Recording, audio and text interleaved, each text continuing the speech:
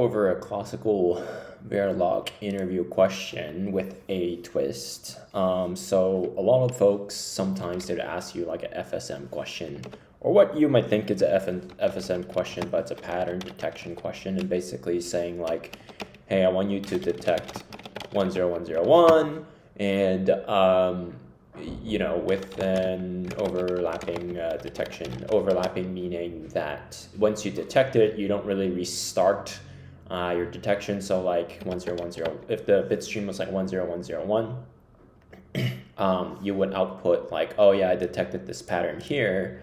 And then let's say I stream in another 0 and I stream in another 1.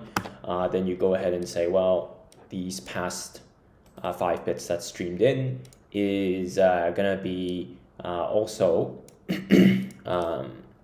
detected. So then you would assert it both here and here, right?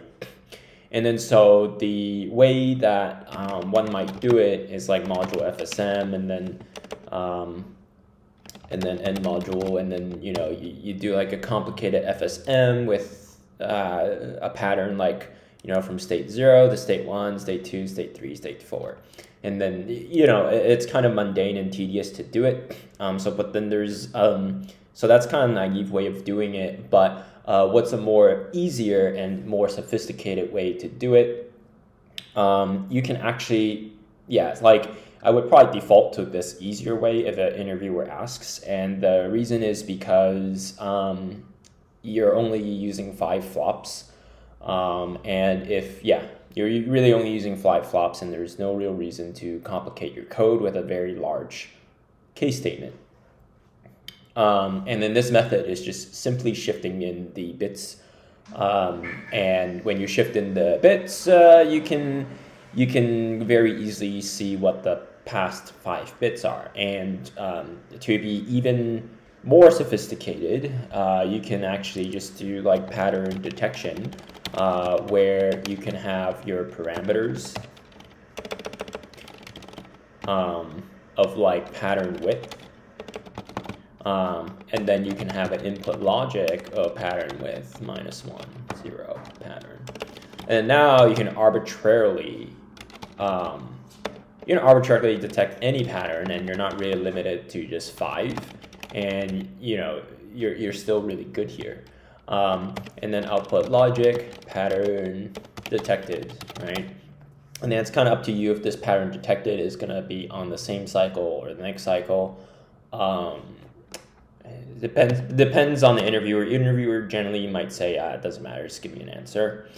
And as an interviewer, I almost prefer this question more, this answer more than the FSM answer, because once you start writing a state machine, it's like, okay, this person knows what they're doing, and then the next like 10-15 minutes of implementation is just sort of a waste of time. So, and then another thing we need is input logic, bit, B for bit, bit stream, B stream, and then val. And then, logic pattern W is the internal memory, and you can assign pattern detected is when the memory is the same as pattern. And then always at positive clock or -edge reset n, at reset, you are going to just reset this memory to 0, otherwise it'd be X's. And those begin. If valid, then your memory is simply going to be shifting out the topmost bit. So pattern W -2, 0, shifting out pattern W -1, and then you're going to shift in your B stream. So then this will just detect it at the next cycle, and then your B stream and val is being used in here, and then your pattern is going to be matched here. And then I believe that's all you need to do, which this is a lot easier than than a state machine. So I mean, let's of course debug this and test this.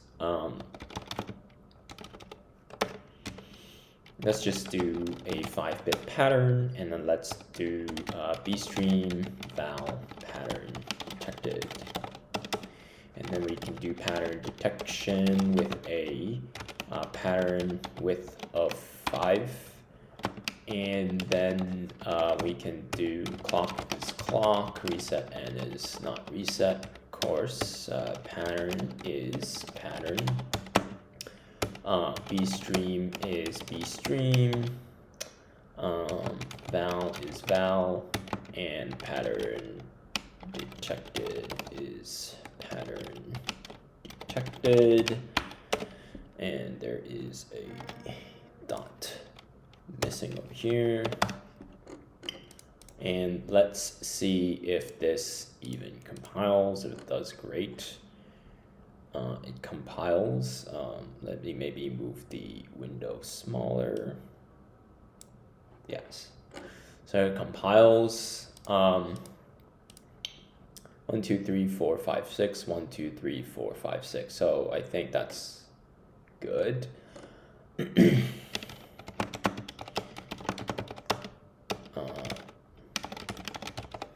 So print and clock and begin and task. So here, because everything happens 1 cycle later, we can go ahead and clock it first, and then display the answer. So we know what the pattern is, and the bstream will also know. And then, so yeah.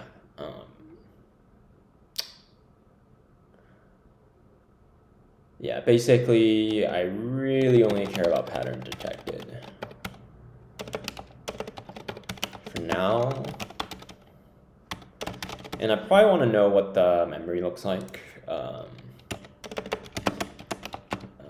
which is just, let's, yeah, because there's only 5 bits, we can just do,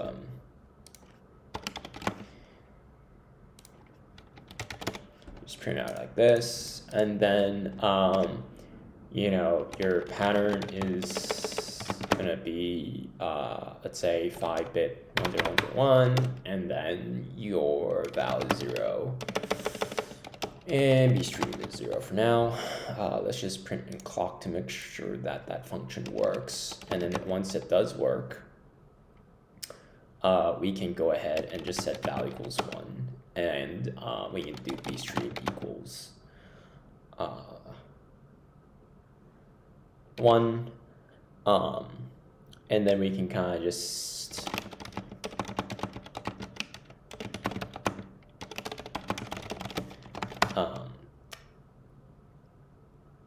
probably do something like this. I just want to stream in like 3 ones just to see what's going on.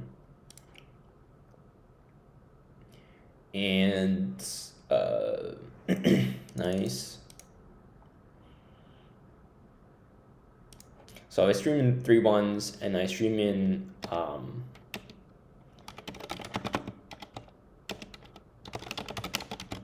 and then so 1 0, you know, 1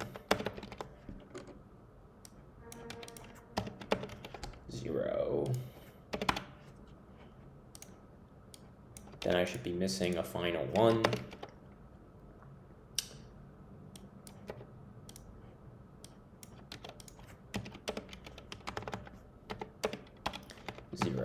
And then I want to test the other case where it's overlapping.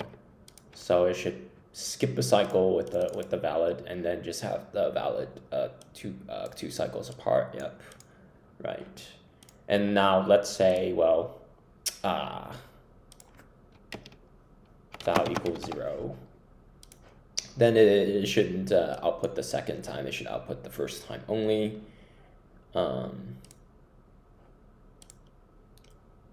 Oh yeah, 1 0 1. So it's actually stuck because it doesn't clock in a 0 to clear the valid or pattern detected rather. Yeah. So yeah. So I mean, this is I mean, as you can see, there's really no bugs here, just because this is just such a nice short piece of code, and I'd much rather a candidate do this than just overcomplicate the situation with the state machine. Though your interviewer might, ask you to entertain them with a state machine, in which case you would go with the longer solution. But yeah, this is a good, more robust way, and your trade-off is having a few more flops. But to be honest, not that many more flops, because the number of flops you need is going to be this pattern width. But if you have a state machine, you need the number of flops. So C log 2 of this, basically, because you need 5 states, and then 5 states you'll probably need 2 or 3 bits. So like, what are you saving? You're saving 2 flops in the entire design for a lot more complexity, a lot more longer bug tail, which isn't ideal. But anyway, yeah, this is a pretty simple solution to what is normally a fairly complicated interview problem. But if you can do this, I think you'd be in pretty good shape.